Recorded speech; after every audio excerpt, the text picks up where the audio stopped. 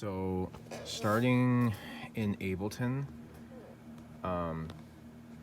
so I think I mentioned this previously, this program is a DAW, it's a digital audio workstation. So you can record and edit audio, but this program, if you don't know much about it, you can Google it and do some research on it. Has a very special functionality where it's really used for live stuff, live performances. It never crashes, and I think that's one of the reasons why, and plus the way it's laid out is why a lot of guys use it. A lot of people use it for in the live environment. And so essentially what we have, if we look closer, is on the right hand side, all of our service elements are right there in order of our service flow. And then to the left, if you look, there's all of our backing tracks. So you see click, guide, drum, loop, percussion, bass. These are all of our backing tracks. And to the left of the click is a Pro Presenter. To the left of that is SMPTE code, which is time code. And to the left of that is transport controls. And to the left of that, where it says click, rhythm, keys, and vocals, those are subgroups. So what's actually happening is when you click, let's say the first song, Raise a Hallelujah. When you hit play on that, it fires everything in that row where it's red, and then the Pro Presenter clip is blue, and then SMPTE code, that 1-50-0.000 is red. Next to that is, it says G8 global, and then it actually says stop. You just can't see it because it's covered a little bit. Everything in that row fires. So everything is playing concurrently, okay? So what happens is in the audio world, for the backing tracks, all of the backing tracks, there's a bunch to the right if you scroll over. They're all playing alongside each other, and we have them patched to those 4 subgroups where it says click, rhythm, keys, and vocals. And then those 4 subgroups output to our Dante network, and then that lands in the audio console. If you don't know what Dante is, don't worry, I'll do a video on that explaining what that is and why we use it and how we integrate it. But for all intents and purposes of this video, those 4 outputs where it says click, rhythm, keys, and vocals, that outputs separately to the audio console. If I go over to the audio console, you will see them. If I can get this thing to focus, you can see them there. Click, rhythm, keys, and vocals. So then the audio tech can mix those tracks separately and not depend on a pre-made mix that someone just kind of guessed ahead of time. Obviously the click doesn't go in the PA, that just goes to the band's in-ears so they can hear where they're going. If you're not familiar with working with a click and a guide or backing tracks, just look it up, do some Googling around. There's videos that explain all that kind of stuff, but basically we follow a click and a guide and the backing tracks from the original recordings, and we use that to supplement the band and just to thicken things up, to fill things out. So that is the audio side of what Ableton's doing. If we look where it says pre, that's, let me see if I can probably expand that so we can see the whole thing. So this is our Pro Presenter commands. So what's happening here is these are actually MIDI clips that play just like the audio backing tracks do. And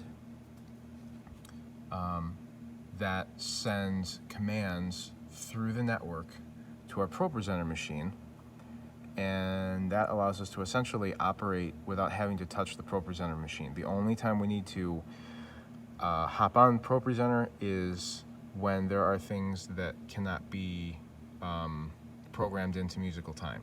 So for instance, things that can be are lyric slides, videos, because the videos have a time on them that can be predetermined. So we can fire off a video and I know at such and such a time the video is going to end, and so we can go to the next playlist item, things like that. The things you can't do out of Ableton just because of the nature of this. These are like verbal announcements. So for instance, if I go over here and click our welcome, a couple things happen. The lights in the room come up, which I'll explain that in a little bit, but it also fires off the first slide in our announcements. Now, the timing of the other slides, you could make separate, you could make separate, they call them scenes in here, and put them all in here, but that list would get really out of control. So you'd have like one would be your welcome, which would be that watermark welcome slide, and then another one underneath the welcome could then be the second slide, which is a here to pray, you know, and then make a third one that's for our fall ministry kickoff, and then the fourth one is our ways to give. You could make them all separately in Ableton, but it's just seemed like a lot of unnecessary programming when the operator could just slide over to ProPresenter and just click the slide, or hit the space bar, and that triggers the next slide as well. So I opted to just, everything in Ableton in the scenes follows the service plan. So each one is a separate service element, rather than everything and the content of each service element, if that makes sense. So essentially, pre-service, we get into the welcome, the content of the welcome segment, you click along in ProPresenter, and then after that, we go into our first song. That can be programmed because it's running to a click. So the next ProPresenter MIDI clip, it says Pro, Raise a Hallelujah, that has MIDI notes in it. If you click on it, all of these down here are all the commands to fire off all the lyrics in time, in musical time with the song. So they will always be in perfect time. And then to the left of that is our SMPTE code, which is our time code. What time code is essentially, it's an audio file. How we're using it is we're using SMPTE code in Ableton, and that sends out, it sounds like static, like really, really annoying static, and that sends out through a separate channel in our Dante infrastructure, so it's a separate output. And our lighting computer, which is running Jans Vista, receives that code, and like I said earlier, our audio console also receives the code. What that code is essentially, it just says, hey, this is a certain time. So for instance, our welcome is at the 1 hour mark. So as soon as I hit welcome, so if I hit welcome, it'll play that audio file. All that Ableton knows is it's playing an audio file. You can see the meter moving there. All it knows is it's playing an audio file, and then it'll stop here in a second. And the lighting computer and the console receive that time code, and so they know, hey, it's at 1 hour, I should do something. Whatever it's programmed to do will happen at that, when it receives that specific time, if that makes sense. So like the time code as it plays is running a number. So if you look here, you can see where it's red. If I play the welcome again, you'll see the number start to move. So it just got that time, and you can see the welcome lighting cue fires. So essentially, it's just repeating what it was told to do when it was programmed. And so if you can imagine, you could program, there's 24 hours in the timecode universe, so as many seconds or frames really as there is in the timecode universe, that's how many different things you could have one device do. So it is pretty incredible, and it's been super reliable. I haven't had any issues with it. Even running it through the Dante network, I've been very, very happy with it. And the nice thing is too, as soon as the program's open, it just works. There's no fiddling around with it to get it connected or anything like that. It just works. And you don't have to have the Dante infrastructure to do this. You could have an interface with multiple outputs, and you could pipe this information to different devices, like with an analog audio cable. You could run it through a snake. It's a really slick piece of tech that's been around for a while. It's used a lot in video world. I think that's where it originated, and production has just kind of adapted it. So that's what we're doing with SMPTE. To my knowledge, ProPresenter does not have a way to receive SMPTE. I kind of wish it did, because, or at least the version we're using, we're still on 6. We haven't upgraded to 7 yet. I kind of wish it did, because it would be a faster way to, on like the programming end, and it's less fiddling with it to get it to work. Although the way I've got this hammered out, ProPresenter is pretty reliable as well. I haven't really had an issue with it, as long as your network infrastructure is strong. And moving on, to the left of that is transport controls. What that is just a series of MIDI clips that I have essentially, I've told Ableton, when you receive this MIDI note, stop, or advance to the next scene, or do a certain thing. So they're more commands. So for instance, our welcome here. Okay, you'll see these all are labeled the same. It's all the same note. So it's doing the same thing. It's just at each one of these service elements, they're doing it at different times in the service. So for instance, if I click welcome, if we look down here, we can see here's a MIDI note, because I clicked on it right here, and you can see it displays right here. So if, let's see if I get an angle so you can see everything. I know it's a little blurry. If I hit the welcome button, it starts to play, and you see the cursor moving here. That note is patched to the stop button. So when it hits that, it stops. Okay? So if I hit the welcome again, you can see the counter start to move at the top, and it's going to get to a certain point and stop. See? So why did I do that? Well, if I did not have that in there, one of the things that Ableton does is it allows you to operate in musical time. And it's actually, it kind of forces you to. And I did not find a way to work around that. So what that means is, if I did not have this in here, so if I delete it, this welcome cue will just continue to run. Even when it gets past the end of, like, say it was a song and all of these files, it got to the end of the backing tracks, it got to the end of the SMPTE code and all of that, this counter would still continue to run. Okay? What that means is when you give it a command to do another thing, you have to wait for it to get to the end of the measure. So right now, if you see it's counting to 6, it's because it's in a 6/8 time signature. So it won't do the thing you tell it to do next until it gets to the 1 again.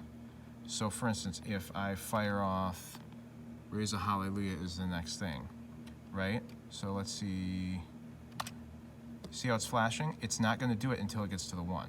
Now that may not seem like a big deal, but when you need your transitions to be spot on, that like 1.5 seconds does make a difference, because once you hit that button, Ableton then waits that 1.5 seconds, then it executes, then all your elements start to go.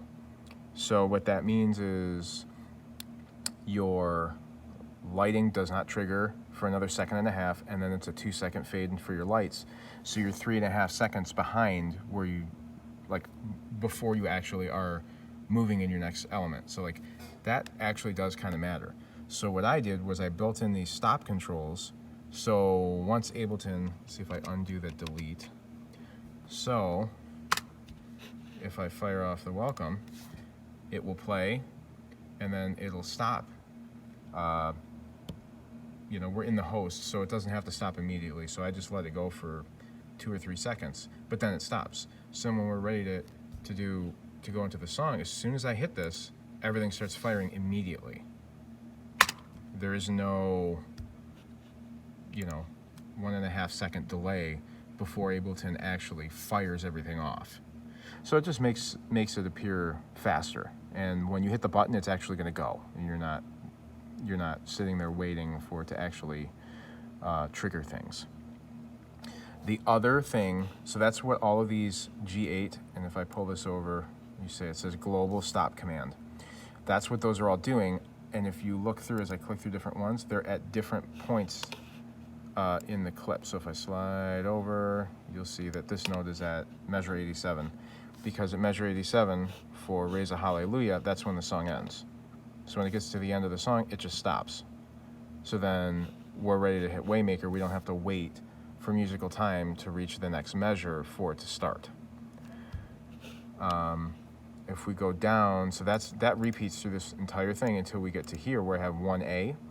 What this does is a similar idea, but instead of hitting the stop button, it actually triggers something else. So 1A, that note, I have it marked, so it automatically hits the play button for the baptisms segment of our service.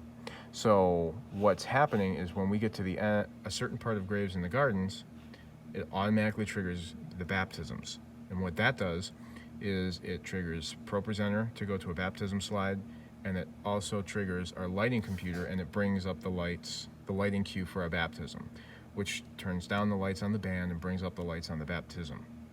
So it just really cleans up that transition. It just happens. Nobody has to hit the go button. It just does it. It's seamless. And then the rest of these are stop commands. Normally with this, I have a lot more of these where it says 1A. That's just the note. The title is irrelevant. It's just for me to, so I understand what's happening.